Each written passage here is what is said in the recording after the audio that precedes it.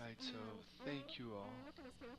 What I wanted to share with you today is the evolution of the facilities management model in Microsoft, starting with our mission. What's Microsoft's mission in the world today? And that is to enable each person and organization throughout the world to achieve more. This is a pretty ambitious mission, and if we read it closely, we'll see that it has a focus towards individuals, but also towards organizations. And it is ambitious because it seeks to achieve an impact on the whole planet. And there is a strong intent on the part of Microsoft to make changes for our future, to make changes in the world, and this is in the way that they influence each person personally as well as in the corporate or company areas. This vision is based on two key pillars, which are mobile first and cloud first. Today we're in the digital era. This transformation has been happening for a few years now, and it's undeniable that we're in a new era of humanity, and this era is based on the experiences that we as humans live and how these experiences have been transformed. Today, these experiences are lived in the digital life, and this digital life is lived not just through devices where we have large amounts of information. And let's think about our younger children, older children, our parents, grandparents, those of us who still have them, and how is the information handled? And the information can only be managed through the cloud. So what we want to achieve through cloud services is to have the cloud provide functional and reliable services that are available to us at all times. When talking about Microsoft's clients and the market, Microsoft must achieve innovation on these 3 points you see here to create more personal computing, building a cloud platform, as I was mentioning before, and reinvent productivity in processes. And this is where we come in. Today, we don't talk about the life work balance anymore. In our digital era, we're thinking more about an integration between our work life and our personal life. How I can integrate these two elements. There are innumerable discussions concerning security and other aspects to this regard, but some aspects have, are geared towards our love for our life and work, how we can be more productive, how can we achieve people-focused security, and this is based on different perspectives, from a personal standpoint and from a company standpoint. So this was an overview of where we stand today at Microsoft. And now I'll get into the presence of Microsoft in the world from the point of view of its offices. What we have in our real estate and facilities package. My animation here isn't working, but I just wanted to show you. Right, Puget Sound is Microsoft headquarters in Seattle. This is a city next to Seattle, which is Redmond, and you have all the surrounding cities that you see here, and then there are other regions in the world which add up to these almost 3 million square meters of office space with around 141,000 employees on a global level. So, to achieve the company's mission in the facilities and real estate organization, a program has been developed which was called Workplace Advantage initially, and today, after this transformation from the past years, which has been very fast, the model is now called Intelligence Workplace, and it addresses the way that these workspaces are focused on supporting the company's organizational culture, where we ensure that these spaces promote the pillars of the culture, which are focused towards a growth mindset. And this may be hard to translate into Spanish, but the growth mindset is the position that we should have today and which is in Microsoft's culture. And this is we don't know everything. We need to stop and look at things differently in order to be able to achieve different results. So this is our approach, and in the sense of positions, workplace, the dynamic in office spaces. This is all to do with the office focus. We promote diverse work. The key point of the welfare of our employees, of how you promote and create awareness that they need to have this focus towards well-being, and how workspace shows what Microsoft's technology wants to show. And this leads to a set of benefits that have been happening in the past few years, mainly because this is a model that was developed in 2004, and analysis about the new offices built are being carried out constantly, and we find that the effectiveness we're aiming for, which is to promote collaboration, integration between the different business units or work teams, will in fact happen. And on the other hand, it has allowed us to have retrofitted offices that are at the forefront of this new digital era.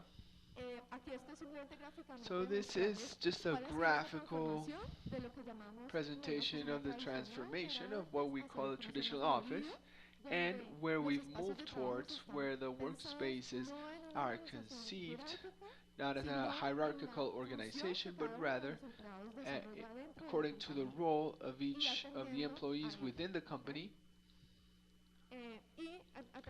And through this, what the model shows is several varieties and places to choose from. Some of you here have seen this already, and I want to invite you to get to know our offices. If you want to see it in the future, we've opened an office here in Bogota. We've been opening new offices in Latin America in the past 9 or 10 years, and they're focused on this model, and therefore we can say that the model actually works. And from real estate and facilities, we have been able to support Microsoft's business in moving forward in this global transformation. So how does the facilities model come into play?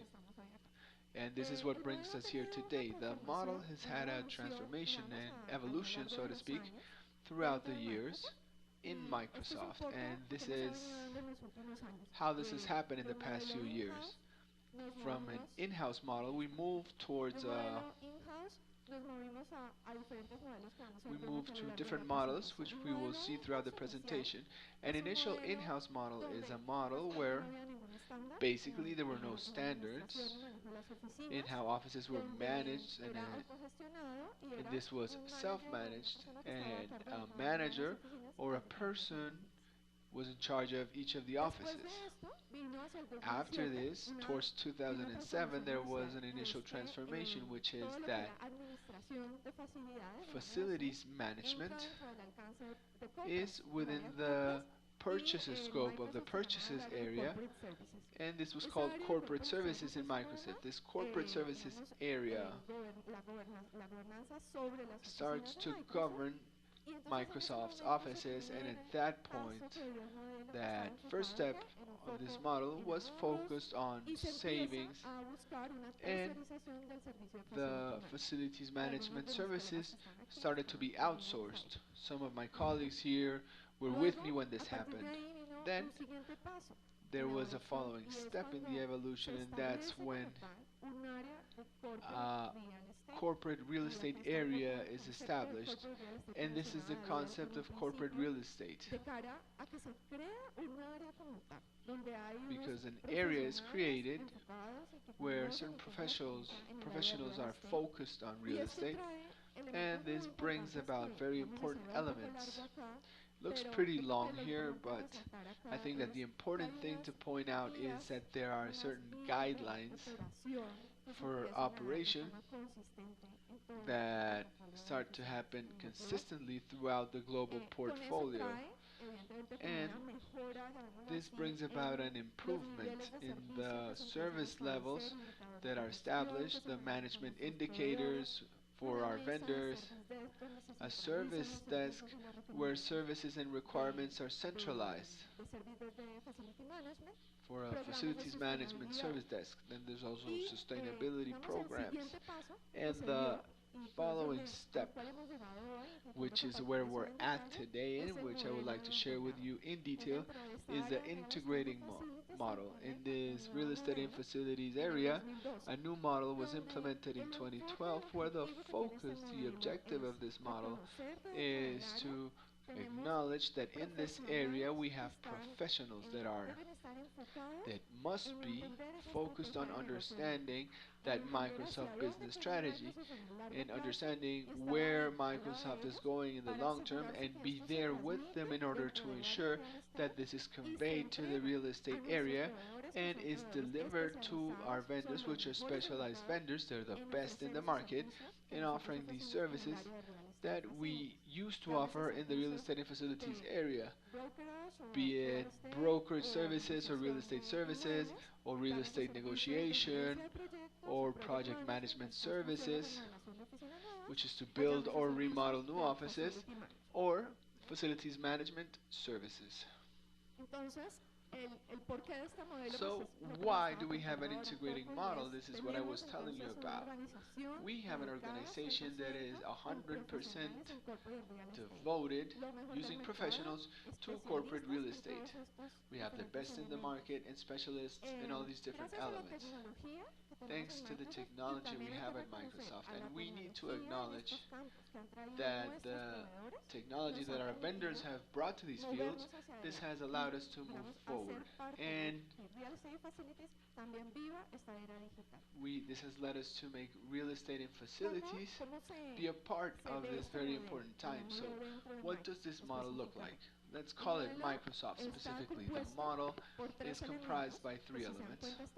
And if you notice, they're all centered or revolving around a central point, which is customer satisfaction. So who's the client?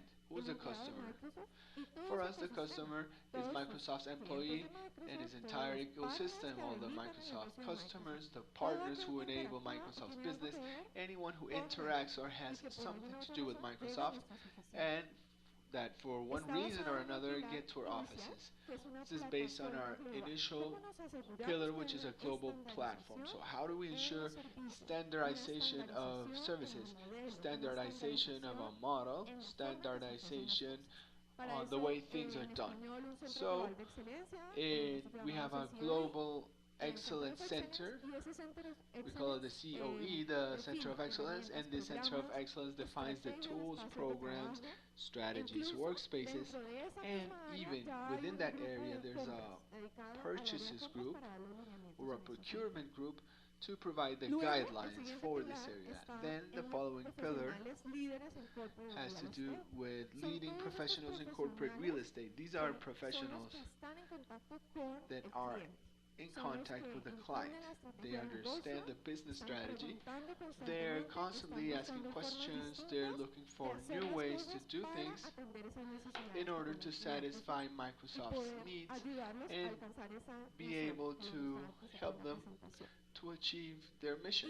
And these professionals have a direct relationship with local execution. Here is where we have the integrating model in the local execution for Microsoft.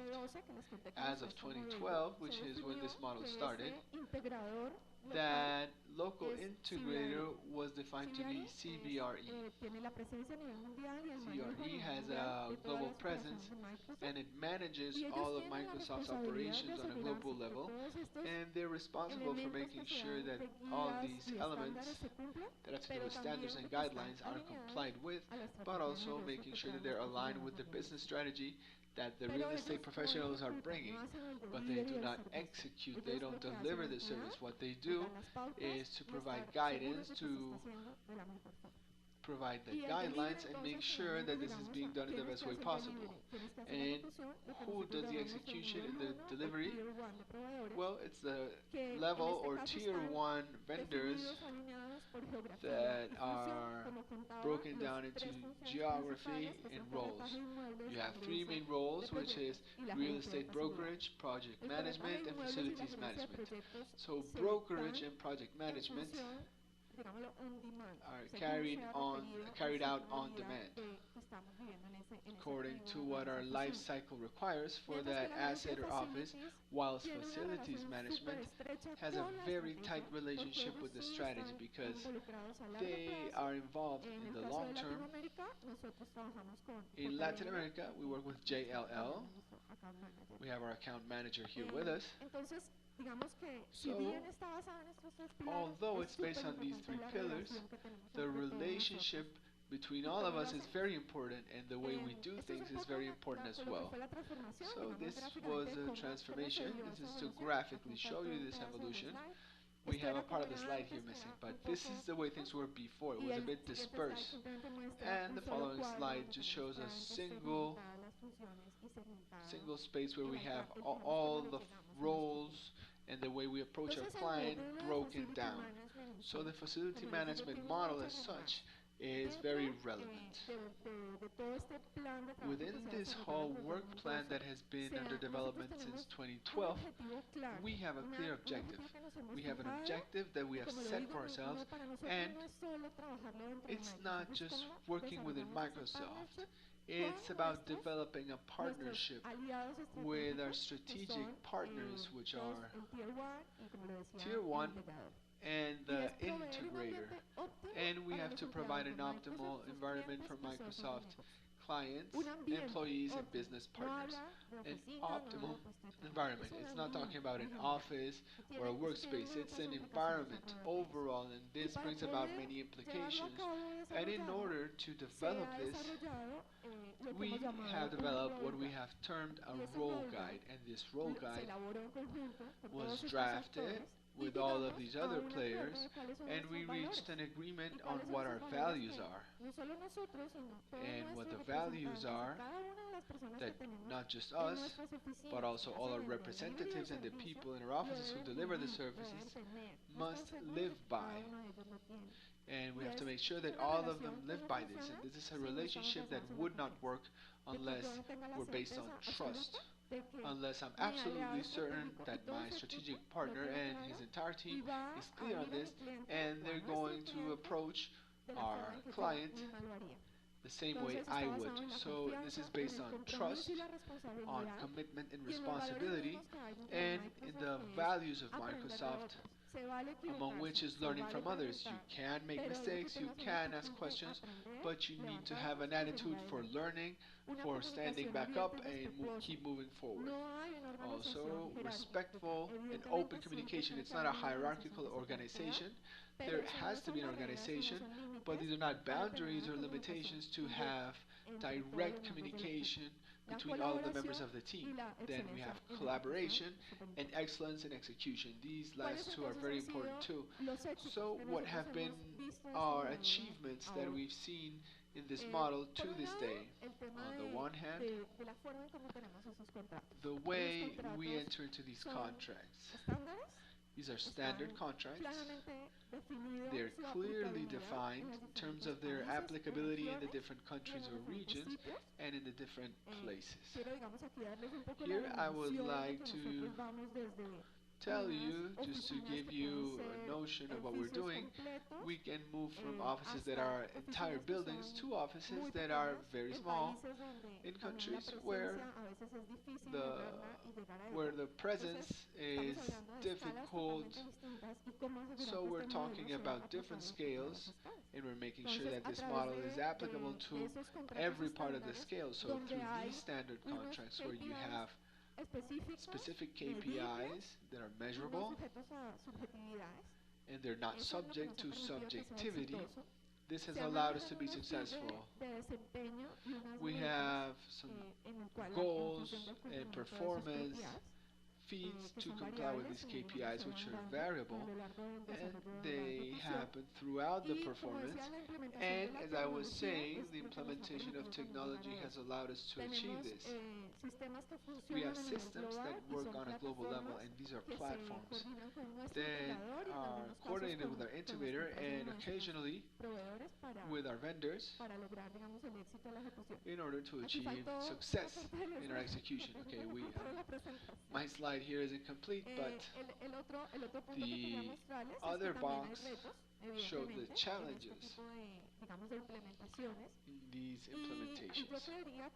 And I would say that the greatest challenge is achieving or making sure that the entire work team is aligned with this mission that I showed you at the beginning of the presentation. How we can have any person, regardless of their position or role, how do we get them to be aware of this model and provide an excellent level of service? So this, in terms of learning, means that we have had to work a lot on the march on role guide.